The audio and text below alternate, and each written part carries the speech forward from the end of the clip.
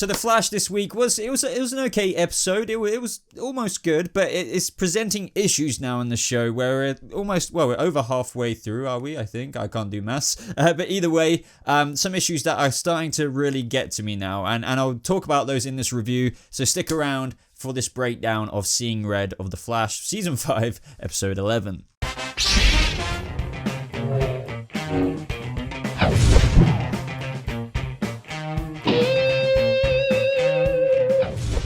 How's it going, speedsters? Welcome back to a brand new Flash review and breakdown. This is for episode 11 of season 5, Seeing Red, I believe it is called. Now, this episode was good in some areas. It was good to see Ralph again this episode. I liked the Nora and Barry and Iris moments when she, had some troubles with her back, and we'll get to all of that. But the Cicada stuff now is getting to a point where it is getting a bit silly, and it's already basically at that point for probably a lot of people where it's not acceptable. The writing in certain areas, and what I mean by this is, why didn't they just put cuffs on him at certain points where, I'm sorry, you have to be pretty stupid to think that everyone in your audience is going to be okay with gap of time.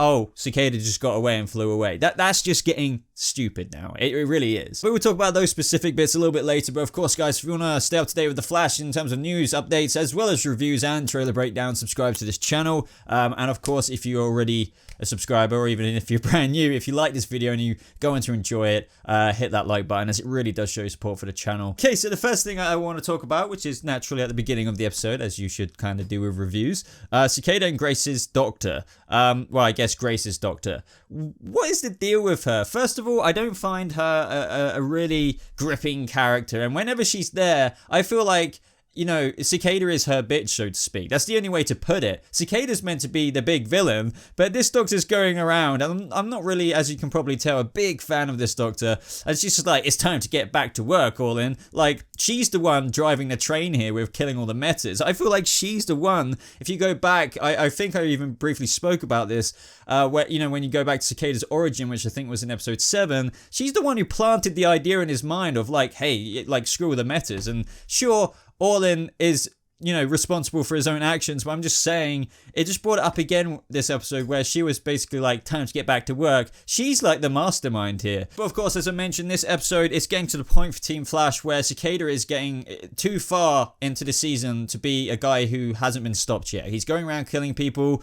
We saw him drop in on Norvok and his meta mate. That is a new thing. Can we start hashtagging meta mates, not meta friends? On the other side of things in this episode, though, of course, we had Killer Frost and Caitlin kind of squabbling over the cure. I thought this is quite a good storyline, and I thought this episode in general was good for Killer Frost. I'm enjoying it. There's some moments I don't really mold with completely, and I'm sure I'll mention those when I get to those points, but I am happy to see Caitlin's character and Killer Frost, it's technically two characters in one, but either way, getting a really kind of nice wrapping round storyline. And it was pretty funny this episode where we had moments like Ralph walking in on Killer Frost destroying all of Caitlin's notes. I like that comedy, and also it was good to see Ralph again this episode. Obviously he wasn't even here last episode, something I even forgot to mention in my review. This episode he had nice moments like connecting with Caitlin, pointing out about how the cure can help people like Norvok and other metas who genuinely want to be cured and probably feel like being a meta is a curse, and not to worry about just because some people might want that doesn't mean that Caitlin wants that. So,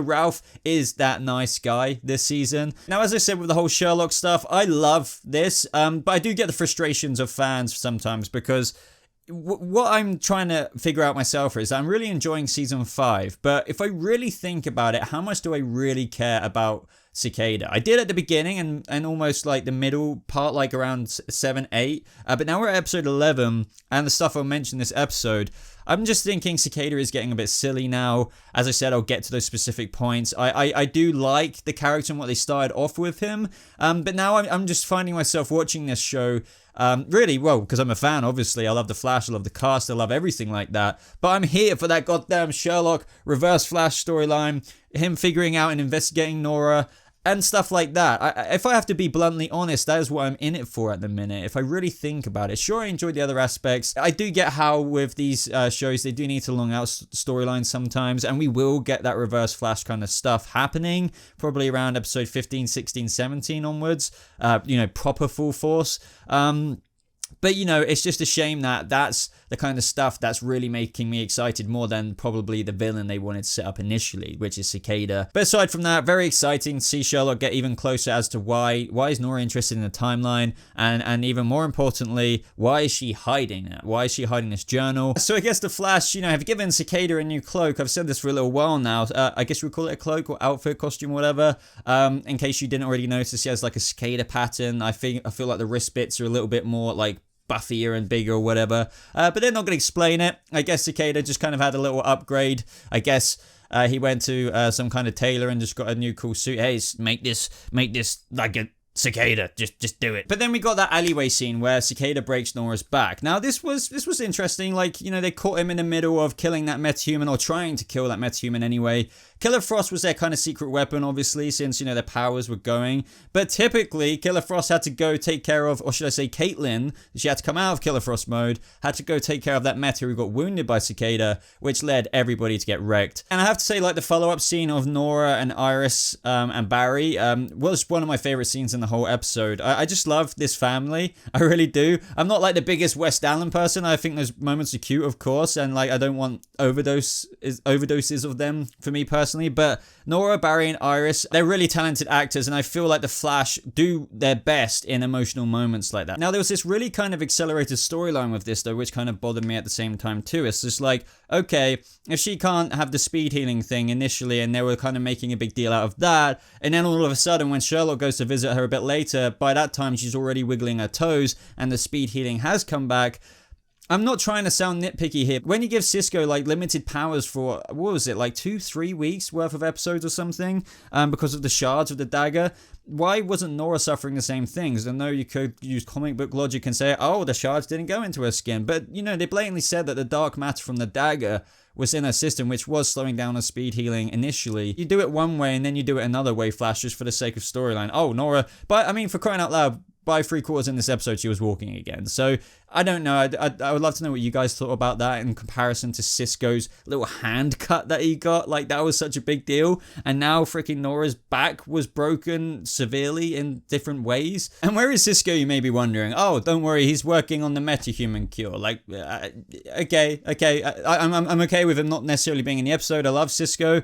But, you know, so was Caitlin working on the cure this episode, but it's like we're supposed to believe that Cisco is locked up somewhere, not even showing his face once, working on the cure. I know at the minute they gave him a big, powerful, like, motivation for his character to get that done, which I also feel is a bit, you know, not really correct, because I think that he has enjoyed being Vibe, and now they've just suddenly given him this story of, oh, I need to make the cure. I think that would be great. Oh, I've really enjoyed being Cisco again. I also feel like they did a great job in showing how the CCPD were like kind of taking Cicada's killing spree quite heavily, really involving Captain Singh as well, which I love seeing. We don't get enough of that, and it's cool to see, you know, considering Barry Allen works as, you know, a CSI at the CCPD, we get a little bit more than that. We get a little bit more of that, sorry, like we did get quite more of that in season 1 and 2, if I remember correctly. Kind of sifting through the story a little bit, naturally Barry is getting very impatient about tracking down Cicada. Not only do, as I said at the beginning of this review, they want to stop him because he's killing people, but now it's personal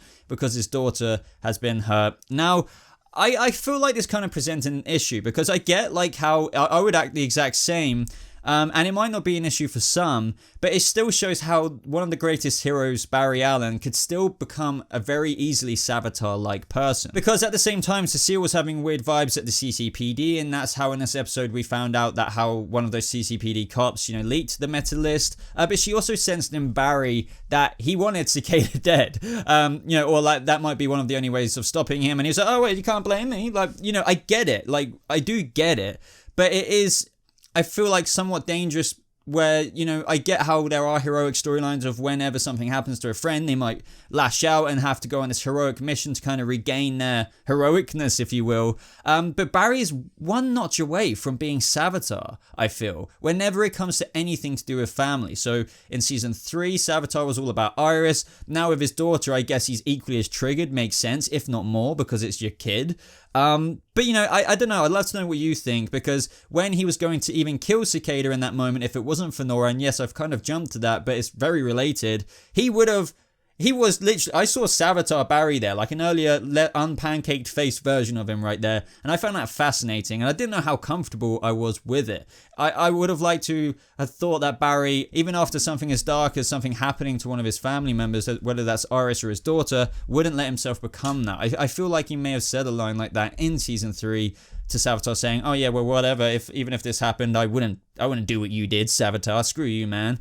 Blah blah blah, I'm never gonna be like you. I'm this Barry. So do you know what I mean? Now this moment I'm about to talk about in the episode is a very intriguing bit for me, because I do wonder if this was kind of plucked from the mid-season finale and rewritten into this episode, because if you remember, in the mid-season finale synopsis, they said that, or was it the episode before that? I can't exactly remember, but this was a given. It's in the actual synopsis for the episode, and how Sherloque takes his concerns about Nora to Iris. So we were meant to get that a while back. So evidently they've shifted around some pieces of the puzzle of this story to make it, well, episode 11, because obviously we saw Sherloque wondering about the Flash Museum archives and if he could ever take a look at them, or maybe even travel to the future. And Nora's just like always weirded out by Sherloque, understandably, because, you know, she has no idea that he is kind of onto her with all of that stuff. But Iris was kind of thinking, you know, in the background, hearing all of this, eavesdropping, what the hell are you doing with my daughter? Why are you looking into her? Blah, blah, blah, blah, blah. And as predicted, way back then,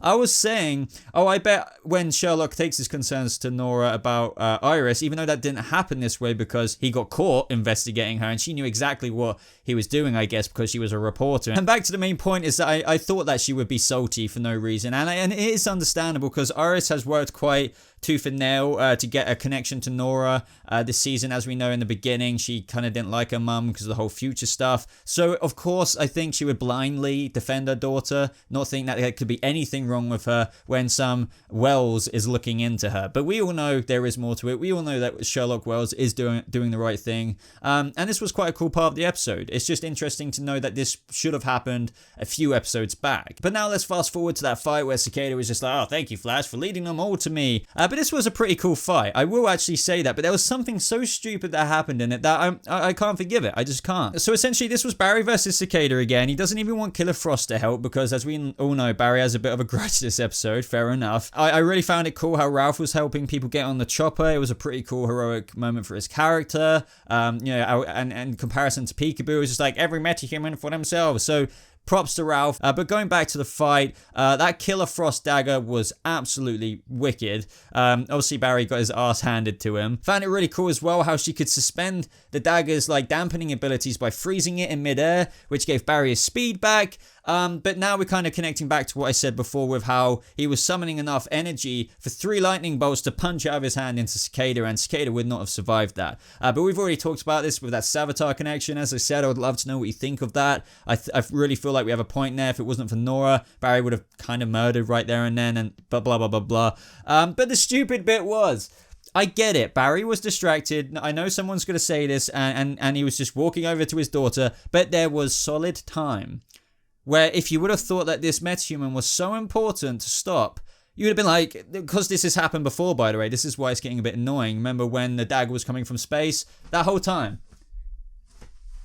No. Somebody could have metacuffed him. That's the point. Exact same thing happened this episode, and I don't think Flash writers or whoever, your audience are dumb enough to accept that anymore. And we're not probably going to. Sure enough, some people don't get fazed by that stuff, but people who know that you can do better, I think that's the thing. We know you can write better and do better, so do better, because that was really lame. And if you have one more moment where, you know, it really is prominent for this character to be caught now and in metacuffs, where there's enough time for Barry to use his goddamn Speed Force powers, despite the comic book logic of him being distracted because Nora came in, or whatever dumbass distraction, cuff him. Because it is important, and I do not believe that Barry wouldn't have done that. But because writing, it happens. Does that make sense? Moving on, the ending with Caitlin was very nice. As I said, this episode was really cool for her. This season is really cool for her. I like how, you know, the Killer Frost story is going in heavy. And, you know, Caitlin was talking to her without the device on her head, which was really cool. Oh, I forgot to say as well, I didn't like how Caitlin warned Killer Frost. Obviously, he was about to die there, but I'm sorry. I know that's some weird ass, you know, ability, how she can talk to Killer Frost now without the device, but Caitlin doesn't have eyeballs in the back of her head.